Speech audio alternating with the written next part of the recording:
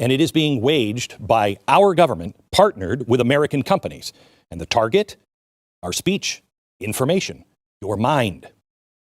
Let me show you where it starts. This story goes back to two pivotal events in 2016.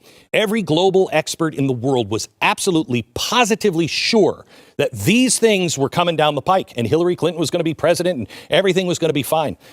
So what happened? Global warming, the bailouts, corruption, all this is being pushed through a meat grinder. The new stakeholder capitalism, CRT, the new world order being pushed by corporations, media, universities, Wall Street, corporations, banks, all of it. And it was about to come out in a nice little brown pile right there.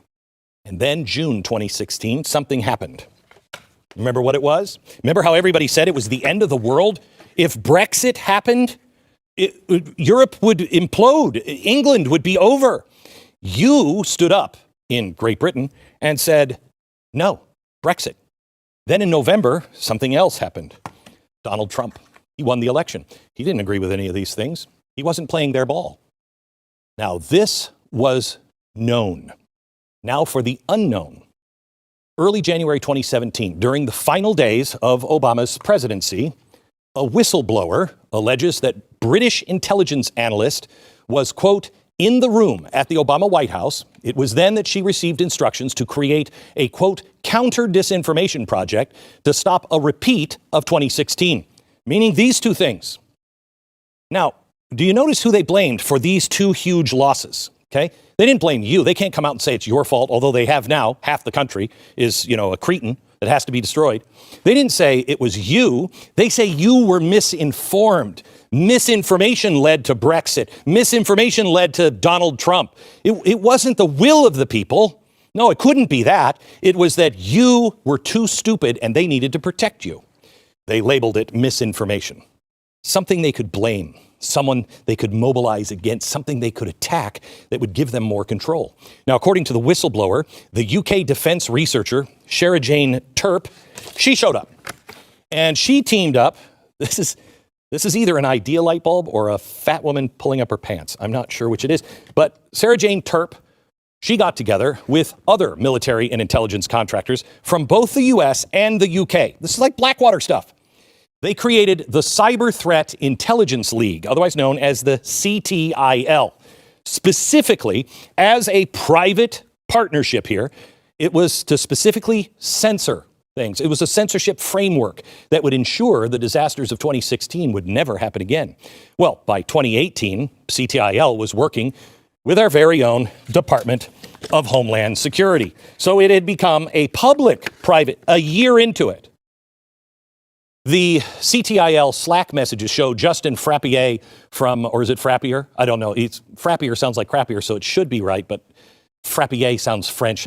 Anyway, the CISA were added to the organization's internal communications at Homeland Security. In other communications, Justin asks about disinformation resources that I assume CISA could act on. Now, I want to clarify what was going on here. This is a private military and intelligence group partnering with the US and UK government. Why? To spy on Americans and British to make sure this stuff never happened again. By 2020, CTIL's partnership with the government was beginning to go a little more public. CISA representatives were bragging about it on Twitter. This is insane. I would think if you would look up the word hubris in the dictionary, this tweet might be listed as an example. They had partnered with everybody, including the FBI. The whistleblower stated that around 12 to 20 active members of both the FBI and CISA were working with the Cyber Threat Intelligence League, CTIL, who was now partnered with the government. They developed a playbook for how to handle those that they deemed were guilty of misinformation. They even gave it a cool-sounding acronym, Adversarial Misinformation Influence Tactics and Techniques, or AMIT. Now, if that sounds like something the FBI or military intelligence would employ on our enemies overseas, you're exactly right. Listen to this. Quote, another time, the whistleblower said she had heard the head of CTIL expressed her own apparent surprise that she would ever use such tactics developed for foreign nationals against American citizens. And what were those tactics? Check this out. Create policy that makes social media police disinformation. Yeah, that's not surprising. We've seen this previously between the government and platforms like Facebook and Google and Twitter. Next, Strong dialogue between federal government and private sector to encourage better reporting. This is where the words public-private partnership are invoked.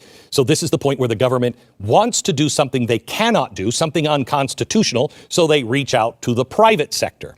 Here's where it goes really dark. Marginalize and discredit extremists. Name and shame influencers. Simulate misinformation and disinformation campaigns and responses to them before campaigns happen. Use banking to cut off access. Inoculate populations through media literacy training. In other words, identify the threat, isolate it, and that would be people like you and me. Next, violate privacy rights and slander people. Run war games to perfect the tactics, then assault the masses with propaganda. Last, cognitive warfare, a direct assault on how you think. Now, this was developed by military and intelligence contractors for war zones. You think the United States isn't in a war? Well, the government thinks it is, and they think the war zone is right here at your dinner table. And the government is playing right along. Oh, we're not doing anything. CTIL used these tactics to develop an international program called Disarm. The World Health Organization deployed it in Europe to push COVID vaccines. Did you know that? Disarm's website boldly brags, and I quote, Disarm has been seen through its successful deployment across a number of global agencies and country teams. These include defending democracy, supporting pandemic communication, and addressing other disinformation campaigns around the world, including the European Union, United Nations, and NATO. Disarm users also include government teams, such as in the US and Canada. Defending democracy? Consider that the next time someone talks about election integrity or election interference. CTIL's partnership with the government was official in 2020, just in time for the election. Now, as crazy as all of this sounds, it's only stage one, and all of it, again, glennbeck.com, all documented. First, they do